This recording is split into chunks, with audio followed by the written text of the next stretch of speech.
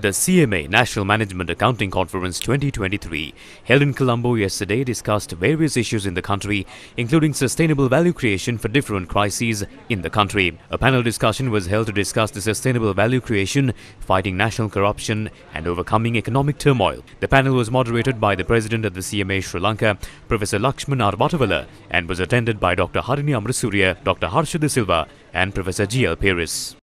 Professor G.L. Paris spoke on the stability of the economy in Sri Lanka. If you look at the situation today, the central theme is really total insensitivity. I think this is the fundamental problem that we find ourselves grappling with. The whole concept of domestic debt optimization is being applied in such a way as to create a very real danger of a social conflagration, an implosion. And this arises from the singular lack of social equity. The country is in a serious economic crisis, and to extricate ourselves from it, all of us will have to make our contribution. But surely the extent of the contribution would depend upon our own economic strength. So it stands to reason that the heaviest burden should fall on shoulders that are best able to carry them. The brunt of this entire exercise is being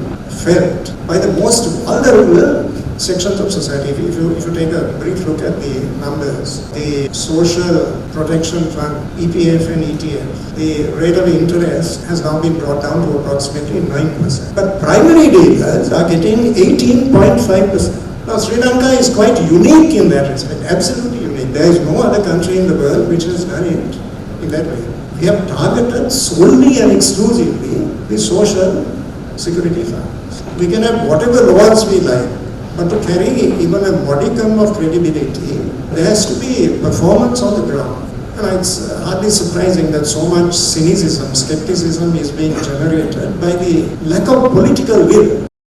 Dr. Harsha De Silva spoke on the financial crisis in the country. One particular issue I see with the IMF agreement is that they don't sort of distinguish between tradable and non-tradable growth, and what we need is tradable growth. There is no point in building buildings and roads. What we need to do is to improve our export capacity. Was it correct to have the pension fund take the entire burden?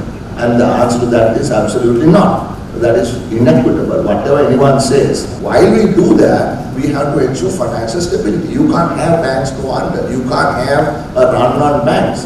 Unless you have some stability in exchange rates and interest rates, there is no way in which investors are willing to come here and invest, because everyone wants to take a 20 to 30 year horizon.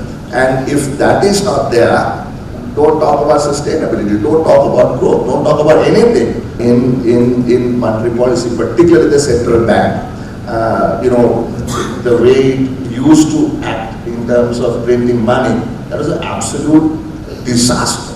The tragic illusion that third world country political leaders and bureaucrats think that they can be successful entrepreneurs. It cannot be. The government, SLAs officers are not trained to run enterprises.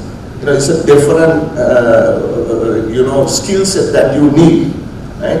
And the government must let enterprise do its job, and the government must do its job.